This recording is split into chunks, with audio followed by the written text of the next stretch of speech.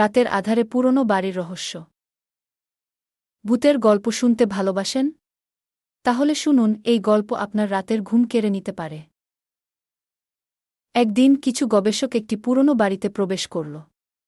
বাড়িটি বহু বছর ধরে পরিত্যক্ত, কিন্তু ভেতরে অদ্ভুত সব আওয়াজ শোনা যাচ্ছিল, যেন কেউ লুকিয়ে আছে, অপেক্ষা করছে।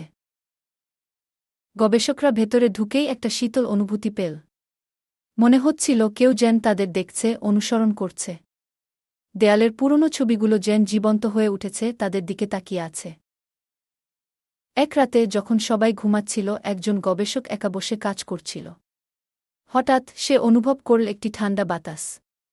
তাকিয়ে দেখল তার সামনে দাঁড়িয়ে আছে একটি সাদা ছায়া। ছায়াটি ধীরে ধীরে তার দিকে এগিয়ে আসছিল। ভয়ে সে ল্যাম্পের আলো জ্বালাল, কিন্তু মুহূর্তের মধ্যে ছায়াটি মিলিয়ে গেল। যেন কিছুই হয়নি, সবকিছু স্বাভাবিক।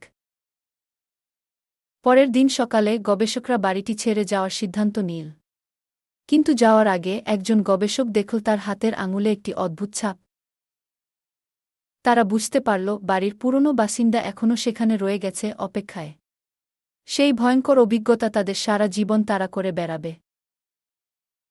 এই গল্পটি বন্ধুদের সাথে শেয়ার করুন। আর ভূতের গল্প ভালোবাসলে আমাদের চ্যানেলটি সাবস্ক্রাইব করুন। সতর্ক থাকুন, কারণ অন্ধকার সবসময় কিছু লুকিয়ে রাখে।